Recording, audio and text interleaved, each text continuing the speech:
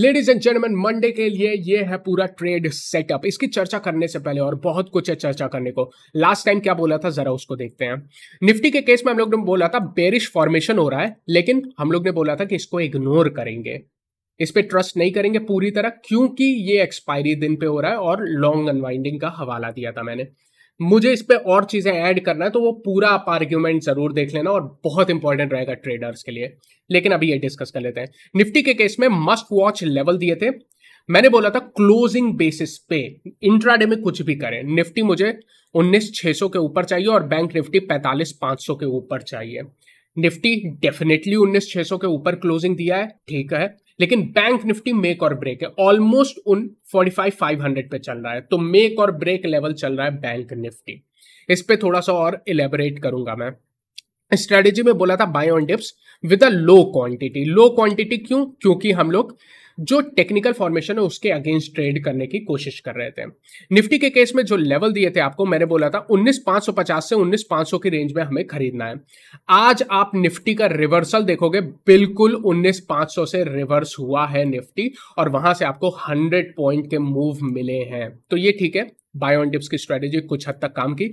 लेकिन अगर हम बैंक निफ्टी की बात करें तो 45,600 से 45,500 की हमारी बाइंग रेंज थी और यहां पे इंट्राडे में 45,340 का एसएल दिया था, यानी 70 पॉइंट का छोटा सा एसएल दिया था और आज डेफिनेटली ब्रेक हुआ है। आज वहां से ऑलमोस्ट मतलब 45,200 तक भी चला गया था, 250 तक गया था, कोई दिक्कत नहीं है। 70 पॉइंट का एसएल था बैंक निफ्टी में, बहुत ही इसीलिए स्ट्रिक्ट दिया था। लेकिन क्लोजिंग बेसिस पे 45,500 का दिया था, जो आपके ऊपर है, आप मानो ट्रिगर है, आप मानो नहीं ट्रिगर है, ये उनके लिए जिन्होंने पोजीशन बनाई थी। तो आप देखोगे काफी ट्रिकी बाजार था आज। लेकिन एक चीज अब मैं आपसे डिस्कस करना चाहूंगा। जब मैं वीडियो बनाता हूं, ये 6 बजे वीडियो बनाता हूं, तब तक एफआईआई का डेटा नहीं आता है। आपने कमेंट सेक्शन में डाला था एफआईआई ने भारी बिकवाली की थी। मैं इस बात को आज के डेटा में डेफिनेटली लिख रहा हूं। अभी आज का डेटा मेरे पास नहीं है, लेकिन 27 तारीख का जो एफआईआई का डेटा था, one of the worst data था, हॉरिबल डेटा था। उतना बुरा डेटा मैं कह सकता हूं पिछले 3 महीने में मैंने नहीं देखा है। इस डेटा की थोड़ा से चर्चा कर लेते हैं। सबसे पहले आपने कमेंट सेक्शन में डाला था 4,000 करोड़ की कैश में बिकवाली है, कोई दिक्कत नहीं है, बड़ी तो बहुत ज्यादा है, लेकिन इसके साथ आप जरा नोट करो 3,000 करोड़ की इंडेक्स फ्यूचर में बिकवाली और 5,000 करोड़ के आसपास की स्टॉक फ्यूचर में बिकवाली।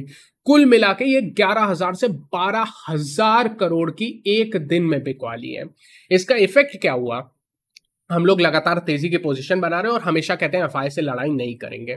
एफआईआई आप देख सकते हो एक्सपायरी के एक दिन पहले 85,000 कॉन्ट्रैक्ट लॉन्ग थे आपके फ्यूचर में, लेकिन कल जो जबरदस्त बिकवाली की है उसके बाद ये कॉन्ट्रैक्ट सीधे नई एक्सपायरी के शुरू होते ही 85,000 से 33,000 आ गए, यानी 51,000 कॉन्ट्रैक्ट एक दिन में मंथली एक्सपायरी के एंड पे ही खत्म कर दिए। नई सीरीज आप इतना हल्के होके शुरू कर रहे हो।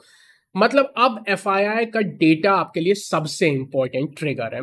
कोई स्ट्रेटेजी नहीं बनाएंगे हम लोग एफआईआई के डेटा को देखे बिना। मतलब इस टाइप का डेटा उम्मीद नहीं थी, इतना बड़ा सेल फिगर आएगा, लगातार बाय कर रहे थे।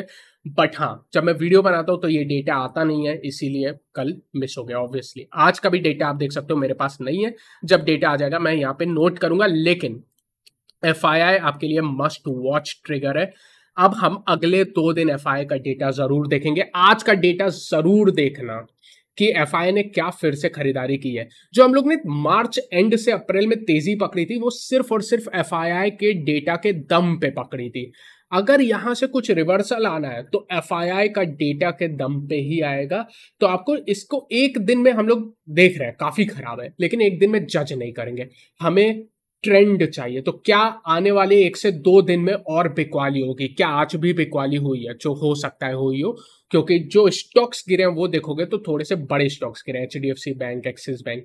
ध्यान रखना है, आज का डेटा जरूर देखना है। अभी नहीं आया तो मैं नोट नहीं कर पाया। निफ्टी के केस में अगर हम टेक्निकल पे आते हैं तो यहाँ पे आपको एक डोजी देखने को मिलेगी। आप इसको कह सकते हो एक ड्रैगन फ्लाई डोजी। क्यों? थोड़ी सी बुलिश होती है। इसकी लोअर विक रिजेक्शन दी है, कहां से सपोर्ट लिया? वही लेवल जो हम लोग ने दिया था 19,550 से, वहीं से अच्छा खासा रिकवर दिया है, ठीक है, कोई दिक्कत नहीं है। उसके अलावा आज वॉल्यूम देखोगे तो एवरेज से थोड़े से कम वॉल्यूम थे, लेकिन इस कैंडल को अकेले नहीं देखना है। लास्ट टाइम मैंने बोला था कि ये जो फॉर्मेशन है बेरिश एनगल्फिंग का, जो कि टेक्निकल पे और रियली में खराब फॉर्मेशन था, मैंने जरूर ऐड किया था कि इसका मुझे लगता है लॉन्ग अनवाइंडिंग की वजह से था। उस समय एफआईआई डेटा अगर मैं देखता तो शायद मैं उतनी बुलिश कमेंट्री नहीं देता जितना मैंने उस समय दी थी। बिल्कुल सच बात है, क्योंकि 12,000 करोड़ एफआईआई बेचेगा तो। लेकिन फिर भी यहां पे आप देखोगे एक बेरिश एंगल्फिंग का फॉर्मेशन हुआ है और उसकी एक कंटिन्यूएशन कैंडल की फॉर्म हुई है नीचे के साइड। तो ये अभी भी मैं कहूंगा डेफिनेटली डिफेंड हुआ है क्रिटिकल लेवल, बट नजर रखनी है यार। अब वो कॉन्फिडेंस आना में थोड़ा टाइम लगेगा। 19,800 के ऊपर निकलेगा तभी वो कॉन्फिडेंस आएगा जिस कॉन्फिडेंस से तेजी कर रहे थे। इसके अलावा अगर हम लोग फ्यूचर का चार्ट भी देख लेते हैं, आज निफ्टी में फ्यूचर में देखोगे तो डेफिनेटली एक डोजी बनी है, लेकिन फ्यूचर्स में नीचे क्लोजिंग नहीं हुई है, ये चीज नोटेबल है। आज देखो वीकली क्लोजिंग भी थी, तो आज हम लोग को जरा वीकली टाइम फ्रेम पे देखोगे, हम लोग ने इसीलिए 19,600 के ऊपर बोला था कि इसके नीचे क्लोजिंग नहीं चाहिए, तो वरना एक बेरिश एंगल्फिंग टाइप का फॉर्मेशन होता है। यहां पे आपको एक बेरिश पियर्सिंग टाइप का फॉर्मेशन मिल रहा है, और यही अगर हम लोग फ्यूचर में देखेंगे तो आपको यह बेरिश हरामी फॉर्मेशन दिख रहा है वीकली टाइम फ्रेम पे। अगेन कॉन्फिडेंस की कमी आएगी जब तक 19,800 के ऊपर आप निकलते नहीं हो निफ्टी में। शॉर्टर टाइम फ्रेम में तो अगेन एक तरफा गिरावट है, और हमेशा जैसा लास्ट एक्सपायरी पे हुआ था वैसा ही आज नीचे से क्रिटिकल लेवल से रिकवरी भी आई निफ्टी में, ये तो जरूर कहना पड़ेगा। आइए ऑप्शन चेन पे चलते हैं। ऑप्शन चेन क्या कह रही है? ऑप्शन चेन आपकी सपोर्ट दिखा रही है। मैं जरा सा निफ्टी यहां पे ओपन कर देता हूं। निफ्टी के ऑप्शन चेन में अगर आप 19,600 पे देखोगे, यहां पे आज 75 लाख कॉन्ट्रैक्ट जुड़े हैं और 44 लाख लगभग कॉन्ट्रैक्ट तेजी के साइड जुड़े हैं, जो कि हाईएस्ट है। तो जो मोस्ट इंपॉर्टेंट लेवल है ना, उसको बचाने का प्रयास आप देख सकते हो 19,500 से 19,600 की रेंज है, जो एक सपोर्ट जैसे काम कर रही है, और ऑप्शन चेन में भी कॉन्ट्रैक्ट ऐड हुए हैं।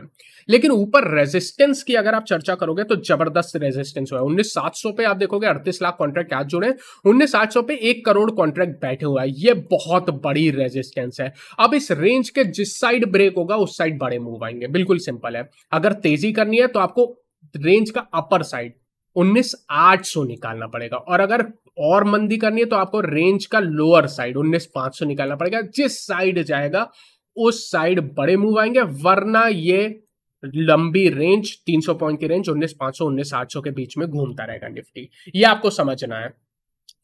इसके अलावा पुट कॉल रेशियो, निफ्टी की पुट कॉल रेशियो 0.83 है, जो कि बेयरिश है, लेकिन ओवर सोल्ड नहीं है। इसकी वजह से कोई भी रिकवरी नहीं आएगी।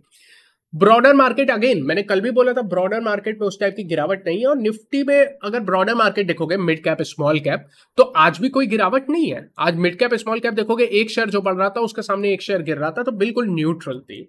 निफ्टी 50 में देखोगे तो आज 28 शेयर ऊपर थे और 22 शेयर नीचे थे। अच्छा, वॉलिटिलिटी इंडेक्स की बात कर लेता हूं मैं।